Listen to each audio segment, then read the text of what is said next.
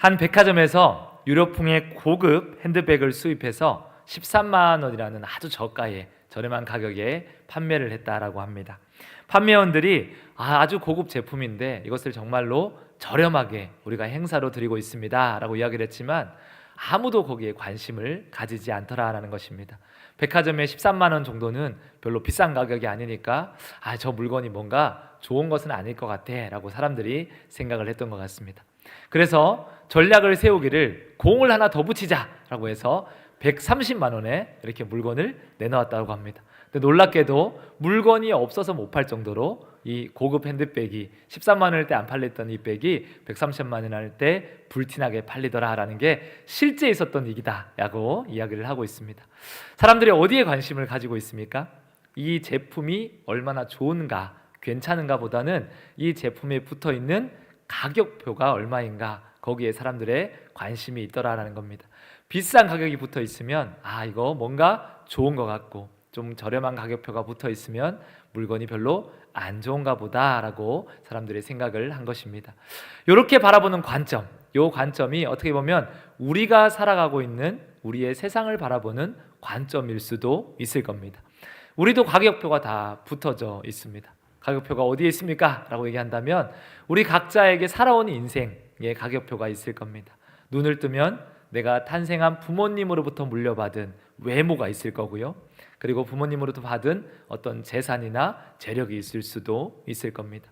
그리고 내가 스스로 이뤄내었던 물질이나 지식이나 대학의 유무나 직장의 유무에 따라 우리는 각자 말하지 않아도 우리 아이들이 수능 등급으로 매겨지듯 각자의 어떤 가격표가 매겨져 있고, 우리가 그것으로 나를 바라보고 사람을 바라보는데 어떻게 보면 너무나도 익숙해 버렸는지도 모르겠습니다.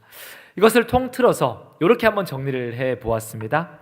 첫 번째, 출생의 가치로 살아가는 사람들의 이야기, 그리고 첫 출생의 가격표로 살아가는 사람들이라고 제가 한번 정리를 해 보았습니다. 이런 관점에서 본다면 우리 앉아 계신 성도님들은 얼마짜리 가격표를 달고 계신 것 같아요. 한번 생각해 보시고, 나는 얼마짜리인가, 내 인생의 가치, 내가 살아온 가치, 그리고 내가 가지고 있는 자산의 가치, 이런 걸 다 매겼을 때 나는 얼마짜리인가, 우리가 한번 생각을 해보시면서요, 그 가치로 볼 때 아주 괜찮은 사람 니고데모가 예수님을 찾아왔습니다. 그리고 예수님께 그가 많은 것들을 묻기를 원했을 겁니다. 정통 바리새인으로 율법으로 부족함이 없는 사람이었고, 돈도 많은 사람이었고, 유대의 지도자였고, 당시에 전통적으로 그를 사내들인 공회의원으로 우리가 니고데모를 이해를 합니다. 이 사내들의 공회는 당시 유대인들의 자체 의결 기관으로서 한 유대의 100명 정도 지도자들이 모여서 나라의 모든 대소사와 종교의 중요한 것들을 결정하는 기관이었습니다. 우리로 치면은 국회의원 정도가 되겠지만 지금 국회의원이 가지고 있는 힘과 이들이 가지고 있는 힘은 좀 달랐습니다. 훨씬 더 높은 위치에 있는 사람이 이 당시의 사내들인 공회의원이었다라고 이해를 하시면 좋을 것 같습니다. 그러니까 세상적으로 보면요, 아주 뛰어난 사람, 율법적으로 봐도 아주 뛰어난 사람이 이 니고데모라는 사람이었습니다. 그가 예수님의 표적을 보고, 예수님이 일으키는 기적을 보고 예수님께 나와왔습니다. 그리고 이렇게 얘기를 하고 있습니다. 나는 예수님이 누구신지 알겠습니다. 예수님이 일으키신 표적을 보니 내가 당신이 하나님께로부터 온 선생인지를 알겠습니다 라고 얘기를 하죠. 그런데 그런 니고데모를 보는 예수님의 시선이요, 별로 탐탁해 보이지가 않습니다. 예수님이 오히려 그의 이야기를 들으면서 그를 홀대하고 있는 것처럼 보이기도 하고 있습니다. 나는 당신이 누군지 압니다 라는 그 이야기에 예수님이 이렇게 말씀하십니다. 요한복음 3장 3절 말씀입니다. 한번 함께 읽겠습니다. 예수께서 대답하여 이르시되 진실로 진실로 내게 이르노니 사람이 거듭나지 아니하면 하나님의 나라를 볼 수 없느니라. 아멘. 나는 당신이 누군지를 당신의 표적을 보고 알 수 있습니다. 내가 그것을 보았습니다 라고 얘기하는데 예수님이 지금 무슨 얘기를 하십니까? 아니야, 너는 거듭나지 않았기 때문에, 사람이 거듭나지 않으면 하나님의 나라는 도저히 볼 수도 없고 깨달을 수도 없다라는 얘기를 하고 있습니다. 니고데모의 말에 대해서 예수님이 부인하고 있는 것처럼 보입니다. 그래서 니고데모가 묻습니다. 아니 예수님, 사람이 거듭나야만 볼 수 있다라고 얘기하시는데 어떻게 사람이 거듭날 수 있습니까? 어떻게 사람이 다시 태어날 수 있습니까? 내가 이미 나이가 장성하였는데 사람이 나이가 들고 어떻게 모태로부터 다시 태어날 수가 있겠습니까? 이렇게 질문을 던집니다. 그 질문에 대해서 예수님께서 또 이렇게 말씀하십니다. 요한복음 3장 5절입니다. 말씀을 함께 읽도록 하겠습니다. 예수께서 대답하시되 진실로 진실로 내게 이르노니 사람이 물과 성령으로 나지 아니하면 하나님 나라에 들어갈 수 없느니라. 아멘. 앞의 말씀과 동일한 말씀입니다. 거듭나지 아니하면이라는 표현은 물과 성령으로 나지 아니하면이라는 말씀으로 바뀌었고, 하나님의 나라를 볼 수 없다라는 이야기는 하나님 나라를 들어갈 수 없다라는 이야기로 바뀌었습니다. 결론적으로 말하면 이런 얘기를 하고 있는 겁니다. 니고데모에게 너는 안다라고 이야기하고 너는 지금 본다라고 얘기하지만 사람이 거듭나지 아니하면 그것을 볼 수도 없고 하나님 나라에 갈 수도 없다. 그러면 니고데모가 거듭났다라는 얘기예요? 거듭나지 않았다라는 얘기예요? 거듭나지 않았다라는 이야기죠. 그 얘기를 보면 너는 지금 나와 상관없다. 너는 세상적으로 보면 아주 좋은 가치를 가지고 있는 사람이고, 출생적으로 보나 가지고 있는 지위로 보나 권력으로 보나 명예로 보나 사람들에게 중요한 사람일 것이지만 지금 나에게 온 너는 별로 중요하지 않은 사람이다 라고 얘기하는 겁니다. 예수님이 이 니고데모를 가치로 매긴다면 얼마짜리로 지금 매기고 있는 겁니까? 하나님 나라의 가치로는 빵원짜리로 매기고 있는 겁니다. 너는 나와 별로 상관없는 사람이다. 너는 하나님 나라를 볼 수도 없고 하나님 나라에 갈 수도 없는 사람이다. 너는 거듭나지 않은 자다. 이렇게 예수님께서 그를 판단하신 겁니다. 예수님께서 이렇게 말씀하신 이유는 여러 가지로 우리가 찾아볼 수 있을 겁니다. 그 이유 중에 니고데모가 찾아온 시간이 있습니다. 이 시간이 언제였냐면 성경 말씀에 보면요, 밤이다라고 얘기합니다. 이 밤이라는 표현이 이 니고데모라는 삶 가운데 아주 중요한 이야기가 될 것입니다.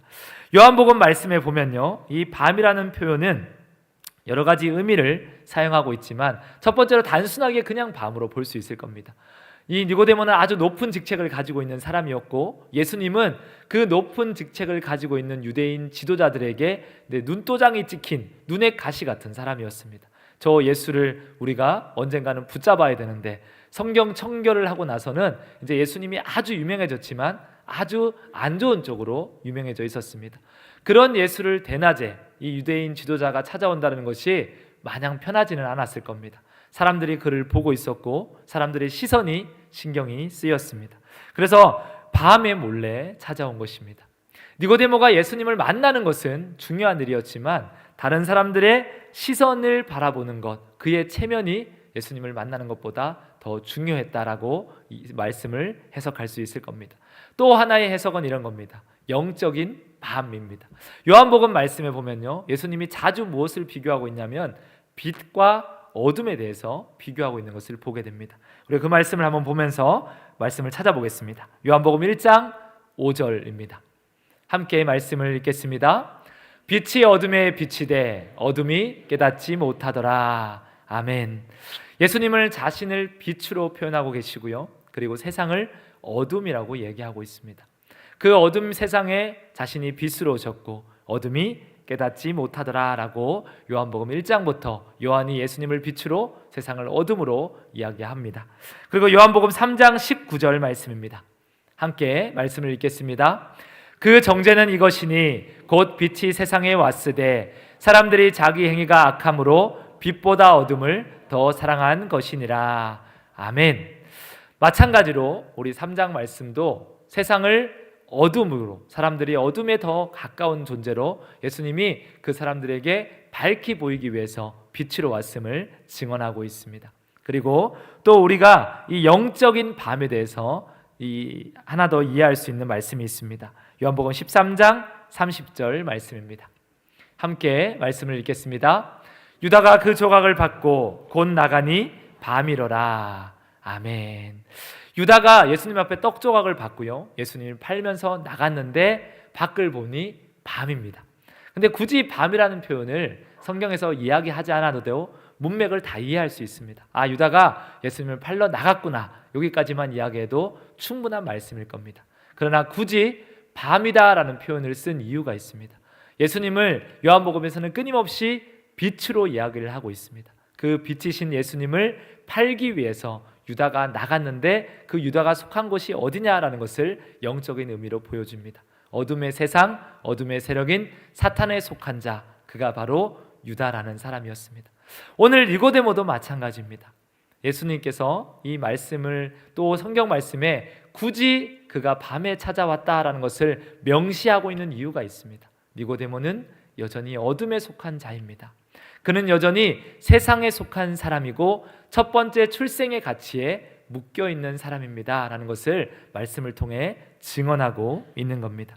그가 예수님을 찾아와서 진리를 수용하고 진리를 추구하는 것은 너무나도 귀한 일이지만 그가 여전히 무엇을 하지 못하냐면 나의 모든 것을 버리고 예수님을 온전히 수용하기까지는 아직은 알지 못하는 자, 그가 바로 니고데모였습니다. 말씀을 한 번 더 찾아보겠습니다. 요한복음 3장 2절입니다. 함께 말씀을 읽도록 하겠습니다. 그가 밤에 예수께 찾아와서 이르되 랍비여, 우리가 당신은 하나님께로부터 오신 선생인 줄 아나이다.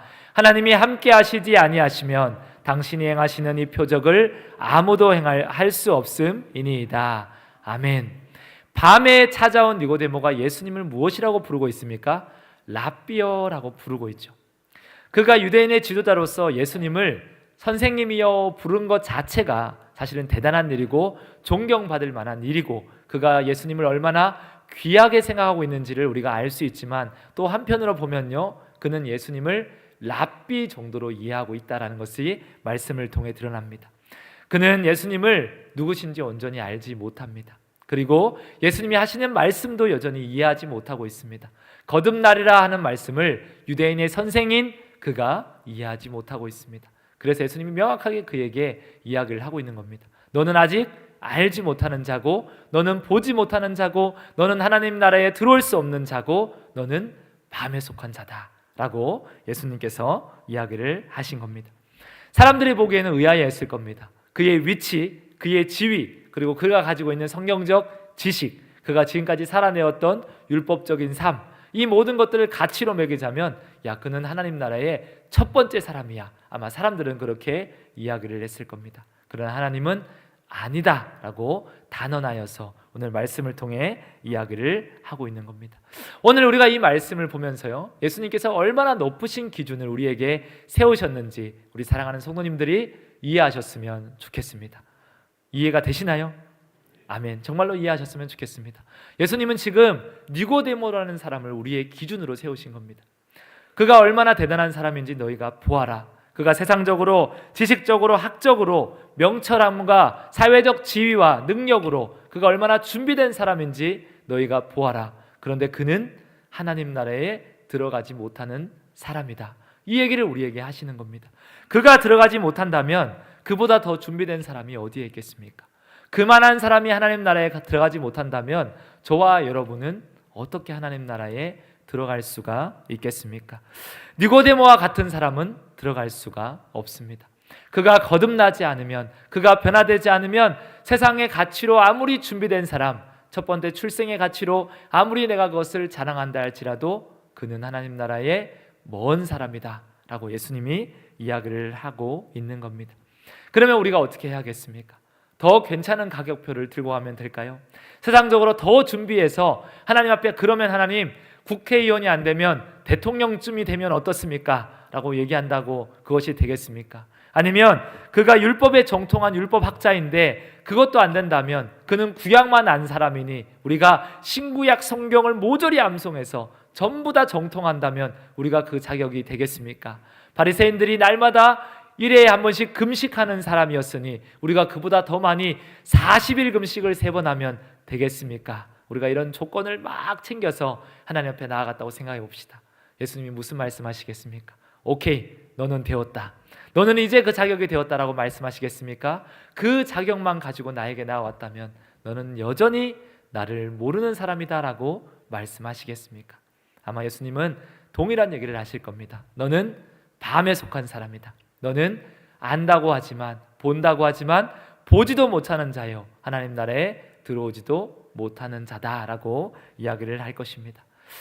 그러면 어떻게 해야 합니까? 사실 계속 예수님께서 우리에게 답을 주시고 계십니다. 어떻게 하면 하나님 나라를 볼 수 있고 하나님 나라에 갈 수 있습니까? 거듭나면 가능합니다. 예수님이 이미 우리에게 말씀을 하셨습니다. 하나님 나라에 합당한 자는 거듭난 자입니다. 그러면 우리가 여기서 또 질문을 해야 할 겁니다. 어떻게 거듭납니까? 거듭난다는 것이 도대체 무슨 의미입니까? 우리가 신앙생활을 많이 하지만 이 거듭남에 대한 이야기를 많이 듣지만 여전히 당신은 거듭났습니까? 거듭남에 대해서 어떻게 이해합니까? 라는 질문을 우리가 받으면요, 여전히 어려운 질문이 될 것입니다. 이 니고데모도 율법학자였지만 거듭남이라는 이 메시지를 이해하지를 못했습니다. 이 거듭난다라는 뜻은요, 두 가지로 헬라어에서 이해될 수 있습니다. 첫 번째 뜻은 다시 한번이라는 뜻입니다. 그러니까 이 니고데모는 다시라는 의미로 예수님의 말씀을 해석했습니다. 내가 어떻게 다시 태어날 수 있습니까? 라는 이야기로 말씀을 이해하고 육신적인 태어남에 대해 예수님께 질문을 던지고 있는 겁니다. 근데 우리는 이것이 아닌 것은 명확하게 알고 있습니다. 모텔부터 사람이 들어가서 다시 날 수는 없는 겁니다. 그러면 두 번째 의미를 우리가 이해를 해야 합니다. 예수님께서 거듭난다라는 헬라어의 정확한 의미는요, 예수님이 사용하신 것은 위로부터 태어나다라는 의미입니다. 그러니까 다시 태어난다라는 의미도 맞는 얘기지만 여기에 한 가지를 더 붙여야 합니다. 다시 태어나지만 위로부터 다시 태어난 사람, 이것이 거듭남의 정확한 이야기일 겁니다.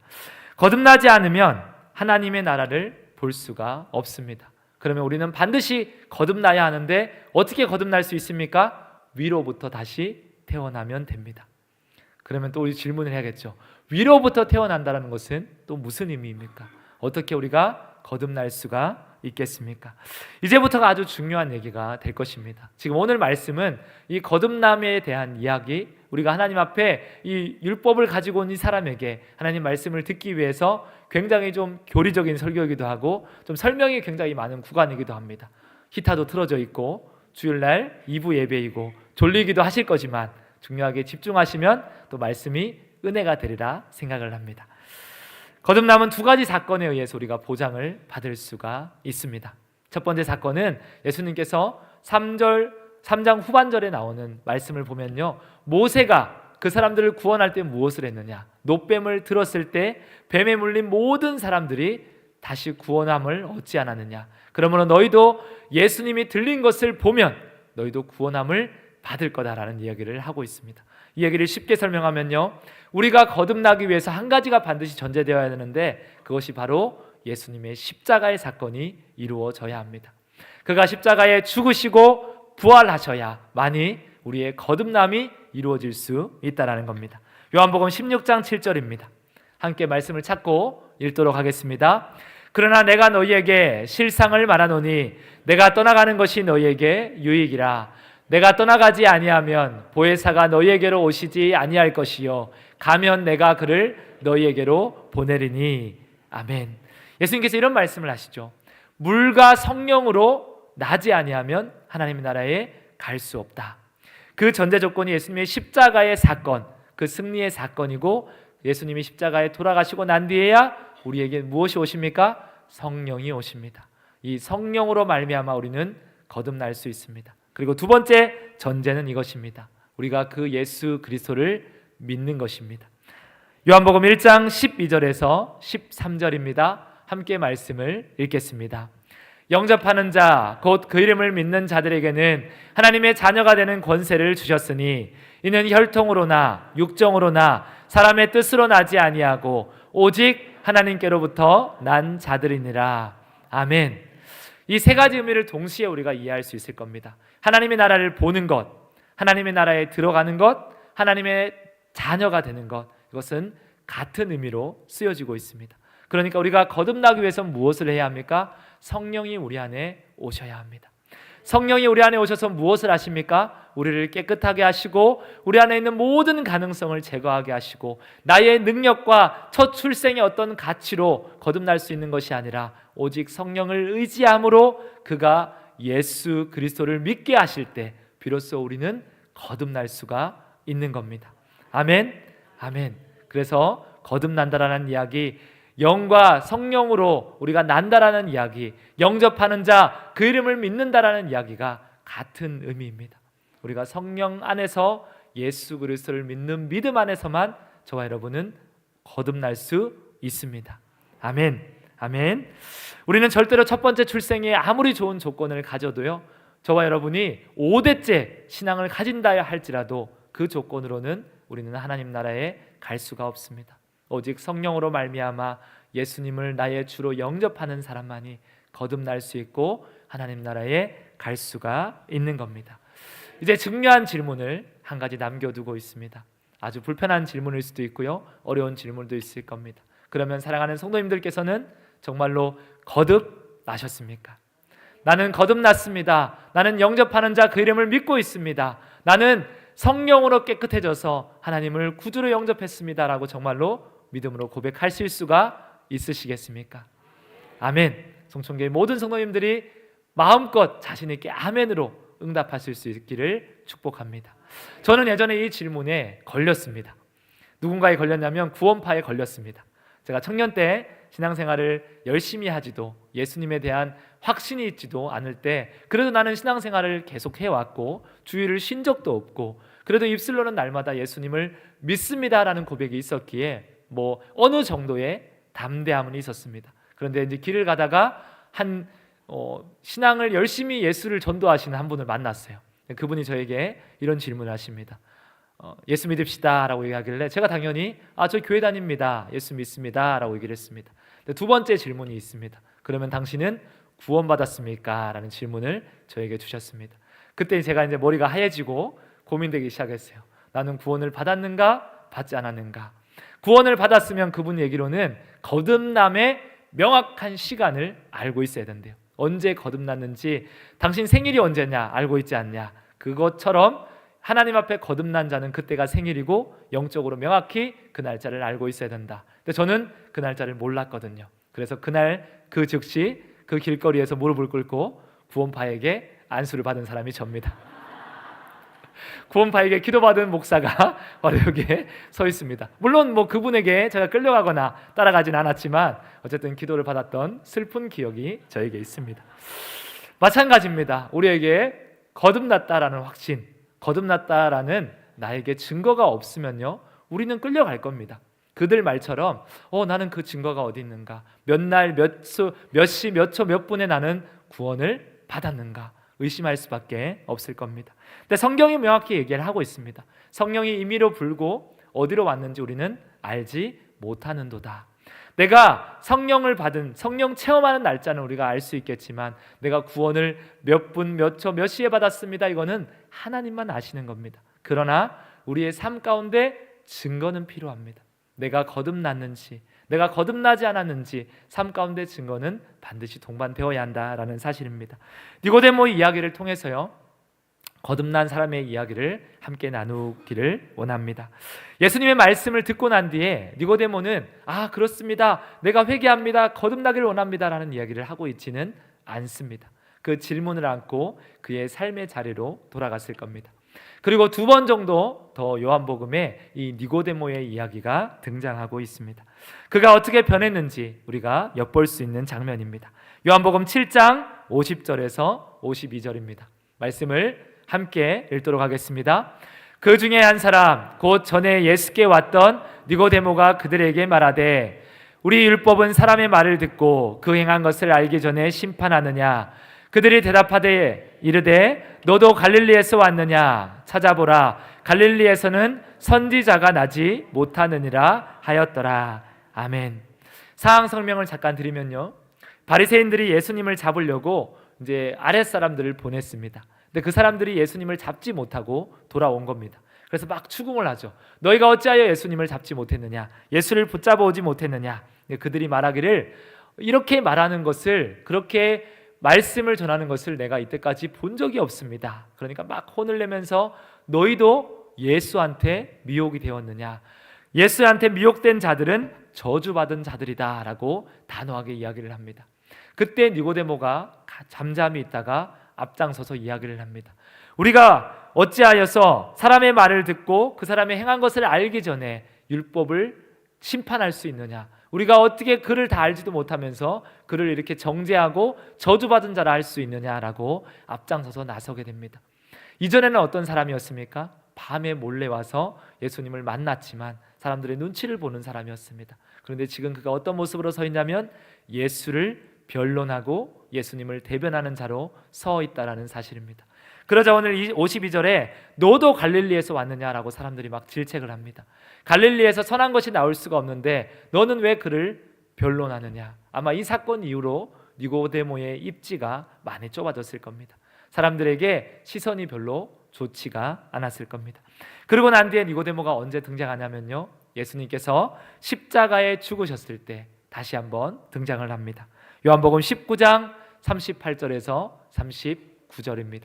함께 말씀을 읽도록 하겠습니다. 38절, 39절, 40절까지 읽겠습니다. 시작. 아리마대 사람 요셉은 예수의 제자이나 유대인이 두려워 그것을 숨기더니 이일 후에 빌라도에게 예수의 시체를 가져가기를 구하매 빌라도가 허락하는지라 이에 가서 예수의 시체를 가져가느라 일찍이 예수께 밤에 찾아왔던 니고데모도 몰약과 친염 섞인 것을 100리트라쯤 가지고 온지라 이에 예수의 시체를 가져다가 유대인의 장례법대로 그 향품과 함께 세마포에 샀더라. 아멘. 아멘. 아리마대 사람 요셉이 예수님의 제자인 것을 숨겼습니다. 그리고 예수님이 많은 사람들에게 지탄을 받고 내가 또 그 지위를 잃어버릴까 봐 두려워서 숨기다가 예수님이 십자가에 못 박히고 나서 예수님의 시체를 당당하게 빌라도에게 가서 구하는 장면이 있습니다. 그리고 또 한 사람, 그와 동역한 사람이 있는데 오늘 말씀에 소개하기를 일찍이 예수께 밤에 찾아왔던 니고데모라고 이야기를 하고 있습니다. 성경에서 명확하게 그가 이전에 어떤 상태에 있는지를 보여주고 있는 거죠. 그가 이전에는 밤에 찾아온 사람이었습니다. 밤에 속한 자였고 사람들의 눈치를 보는 사람이었고 혹시라도 내가 가지고 있는 첫 번째 출생의 가치에 손상이 되고 어려움이 있을까 봐 몰래 예수님을 찾아온 그는이라고 표현하고 있는 거죠. 그런 그가 지금 무엇을 하고 있습니까? 예수님의 시체를 장례하는 일에 동참하고 있습니다. 많은 사람들이 그 모습을 볼 수도 있습니다. 소문이 날 수도 있습니다. 빌라도가 이야기를 한다면 또 빌라도에 있는 군사들이 그 이야기를 한다면 그의 입지는 점점 더 좁아질 것입니다. 이전에 자랑하고 자신했던 그의 가치, 나는 바리새인이다, 나는 사내들은 공회의 의원이다, 이 가치가 사람들에게 무시당하고 빼앗길 수도 있을 겁니다. 나아가서는 목숨까지도 제자들처럼 핍박을 당하거나 예수님과 함께 십자가에 못 박혀 죽을 수도 있었습니다. 그럼에도 불구하고 그전에는 그것이 너무나도 두려웠지만 이제는 더 이상 두려워하지 않습니다. 무엇이 변화되었습니까? 그의 삶의 가치가 변화되었습니다. 그 이전에는 내가 가지고 있는 첫 출생의 가치가 중요한 사람이었습니다. 예수를 알기를 원했고 진리에 대해서 추구를 했지만 그 이상은 아니었던 겁니다. 이 정도의 가치만 가지고 있었습니다. 그러나 이제는 그 모든 가치를 뒤엎고서라도 내가 정말로 소중하게 여겼던 그 가치를 내려놓고서라도 새롭게 붙잡은 가치가 무슨 가치입니까? 예수 그리스도라는 가치입니다. 이제는 예수님을 붙잡고 예수님을 믿는 것이 그에게 제일 소중한 가치가 되었습니다. 인자가 들려야 하리라라는 그 말씀이 이제야 이해가 되기 시작했고 아마 이 니고데모라는 사람에게 예수 그리스도의 십자가가 나를 위해 죽으시는 십자가의 사건이 되었을 겁니다. 그가 어떻게 거듭났습니까? 라고 얘기한다면요, 그의 삶의 행위로 그의 삶의 증거가 거듭났다라고 우리가 이야기할 수 있을 겁니다. 니고데모는 더 이상 자신이 가지고 있는 가치 때문에 살아가는 사람이 아닙니다. 두 번째 출생의 가치, 하늘의 시민권을 가지고 예수 그리스도가 그 인생의 최고의 가치로 살아가는 사람, 우리는 그를 보면서 이렇게 얘기할 수 있을 겁니다. 그는 거듭난 사람입니다. 그는 하나님의 사람입니다. 그는 그리스도를 닮은 사람입니다 라고 이야기를 할 수 있을 겁니다. 반대의 특징은 우리가 이렇게 얘기할 수 있을 겁니다. 아직 거듭나지 않은 사람의 특징은 무엇입니까? 예수를 위해 살기를 주저하는 사람일 겁니다. 내가 주를 위해 내 첫 번째 가치를 포기하기에는 아직은 내려놓지는 못하는 사람일 것입니다. 그것의 대표적인 사람이 예수님을 찾아온 부자 청년의 이야기입니다. 그가 영생을 얻기 위해서 예수님을 찾아옵니다. 예수님, 내가 무엇을 하여야 영생을 얻을 수 있겠습니까? 라고 질문을 합니다. 예수님이 말씀하십니다. 율법을 지켜라. 하나님의 말씀대로 행하라. 그가 얼마나 자신 있게 얘기하는지 몰라요. 첫 출생의 가치가 바리새인이었고 율법을 지키는 자였고 율법학자였기에 내가 그 모든 것을 지켰습니다 라고 자신 있게 얘기합니다. 그러자 예수님이 얘기하시죠. 아직 한 가지가 부족하니 너에게 가지고 있는 것을 모든 것을 다 팔아서 가난한 자들에게 나눠주고 너는 두 번째 출생의 삶을 살아라. 너는 거듭남산 예수만 따르는 삶을 살아라 라고 요청을 하십니다. 그를 초청하십니다. 그가 어떻게 합니까? 아직은 내가 그것을 놓칠 수가 없는 겁니다. 근심하여 돌아가니라. 이 첫 번째 출생의 가치가 너무 귀해서 두 번째 출생의 가치의 삶으로 나아가지를 못하는 겁니다. 우리는 그것을 보면서 이렇게 얘기할 수 있겠습니다. 아직은 거듭나지 못한 자. 예수님의 제자들이 예수님 앞에 생명을 내어놓지 못하고 자신의 생명이 너무나도 귀하였기에 도망가는 장면을 우리가 보게 됩니다. 그들 역시도 마찬가지입니다. 아직은 거듭나지 못하였기에 자신의 생명을 예수라는 가치와 바꿀 수가 없는 겁니다.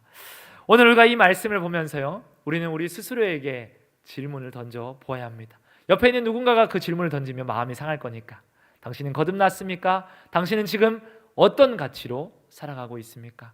내 입술로 나는 거듭났습니다. 내 입술로 나는 예수를 믿고 있습니다. 내 입술로 나는 예수를 영접했고 영접하는 자, 그 이름을 믿는 자, 하나님의 자녀된 권세를 누리고 있습니다. 아무리 얘기해도요, 사실은 그것은 확정지을 수는 없는 겁니다.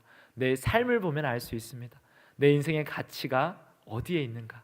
첫 번째 출생의 가치에 나는 여전히 묶여 있고 그 가치를 위해서 주를 믿고 있는 사람인가? 아니면 내가 거듭났기에 다시 태어난 하늘의 시민권이 내 인생의 가치가 되었고 예수가 내 인생의 가장 중요한 가치가 되었고 이 예수 그리스도를 믿음으로 말미암아 나는 구원을 받았고 이 가치를 지키기 위해서는 첫 번째 출생의 가치가 조금은 손상되어도 무시를 당해도 나는 괜찮습니다. 나는 주로 말미암아 만족합니다 라고 살아가고 있는지에 보면 우리는 스스로 알 수 있을 겁니다. 내가 거듭난 사람입니까? 아직은 거듭나지 못한 사람입니까? 아직은 밤에 속하여져 있지만 내가 주님께 찾아와서 진리를 구하고 그 말씀을 듣기를 요청하는 상태에 있는지를 우리는 스스로가 알 수 있을 겁니다. 우리가 정말로 첫 출생의 가치를 던져버릴 수 있다면요, 그것은 예수님을 진짜로 믿는 사람만이 할 수 있는 일이 될 것입니다. 예수님을 적당히 믿는 사람으로는 그 일을 할 수가 없습니다. 오늘 우리가 이 말씀을 보면서요, 정말로 우리 성도님들에게 이렇게 도전하고 싶습니다. 우리 정말로 거듭날 수 있기를 축복합니다. 우리 정말로 예수님을 진짜로 믿는 하나님의 사람이기를 축원합니다. 그래서 우리가 그 첫 번째 출생의 가치가 아닌 두 번째 출생의 가치, 다시 태어난 하늘의 시민권으로 살아갈 수 있는 놀라운 은혜를 누리시는 송천교회 모든 성도님 되시기를 축원합니다. 아멘.